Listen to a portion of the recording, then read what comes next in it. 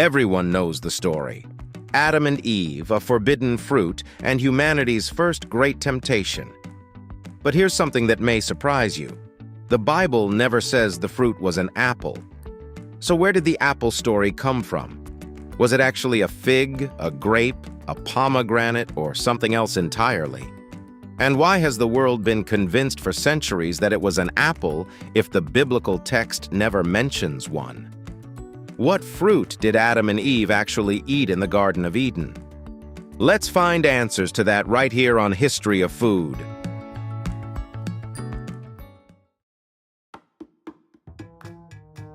Contrary to one of the most widespread beliefs in history, the Bible never actually says that Adam and Eve ate an apple in the Garden of Eden.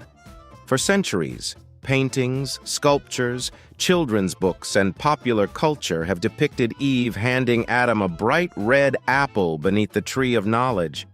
The image has become so deeply ingrained in our minds that many people assume it comes directly from the biblical text. Yet if you open the book of Genesis and read the story carefully, you will discover something surprising. The fruit that Adam and Eve ate is never identified. The Bible simply calls it the fruit of the tree of the knowledge of good and evil. So if the Bible never mentions an apple, where did the idea come from? And what fruit might Adam and Eve have actually eaten?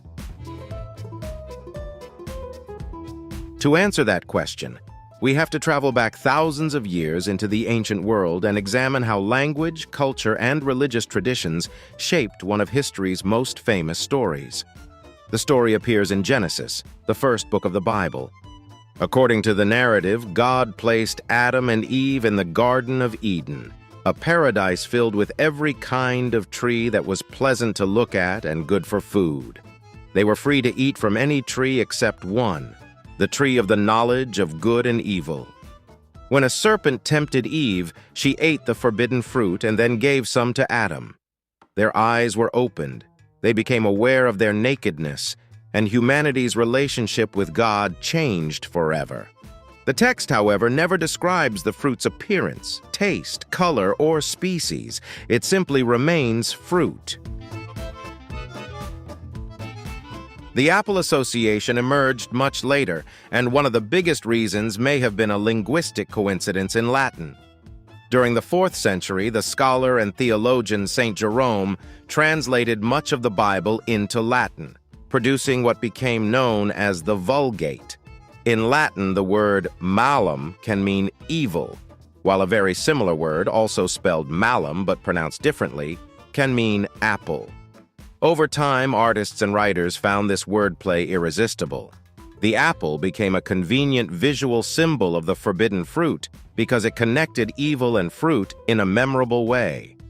As Christian art spread across Europe, especially during the Middle Ages and the Renaissance, the apple gradually became the default depiction.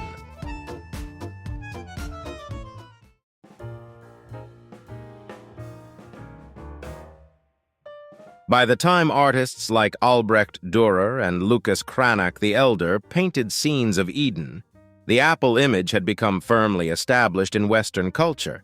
Yet many scholars believe that if the original authors had intended an apple, they likely would have said so. In fact, apples were not especially significant in the ancient Near East, the region where the Genesis story originated. Other fruits were far more common and culturally important. One of the strongest alternative candidates is the fig. This theory comes from an interesting clue within the story itself. After eating the forbidden fruit, Adam and Eve suddenly realized they were naked and covered themselves with fig leaves. Some ancient Jewish commentators wondered whether the leaves and the fruit came from the same tree. Although there is no direct evidence, the connection has fascinated scholars for centuries. Figs were among the oldest cultivated fruits in human history. Archaeologists have discovered evidence suggesting that fig cultivation may date back more than 11,000 years, making them one of humanity's earliest agricultural crops. They were abundant throughout the ancient Middle East and held symbolic significance in many cultures. Another popular candidate is the grape. Wine and grapes play major symbolic roles throughout biblical literature. In some Jewish traditions and rabbinic interpretations, the forbidden fruit was believed to be a grape or a vine. Supporters of this theory argue that grapes often symbolize temptation, pleasure, and knowledge. Because wine can alter perception and awareness, some ancient interpreters saw a symbolic connection between grapes and the sudden awakening experienced by Adam and Eve. Then there is the pomegranate. The pomegranate has an impressive history in the ancient world. Native to the region stretching from modern-day Iran to the Mediterranean, it was prized for its beauty, sweetness, and abundance of seeds. In many ancient cultures, the fruit symbolized fertility, life, wisdom, and even immortality. Its striking appearance made it a favorite motif in religious art and architecture.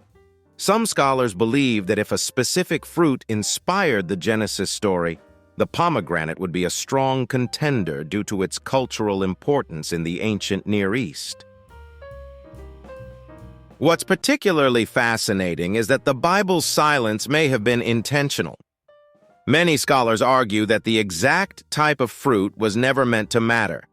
The story's focus is not on botany, but on choice, obedience, temptation, and the human condition. The fruit serves as a symbol rather than a specific agricultural product. By leaving the fruit unnamed, the narrative becomes universal. Readers from different cultures and eras can project their own experiences and meanings onto it. The mystery encourages reflection on the deeper themes instead of distracting people with details about the tree itself. This may explain why debates about the fruit have lasted for thousands of years. The unanswered question invites curiosity, discussion, and interpretation. So what fruit did Adam and Eve really eat?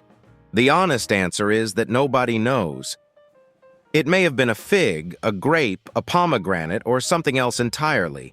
It may even have been intentionally left undefined so that readers would focus on the lesson rather than the menu.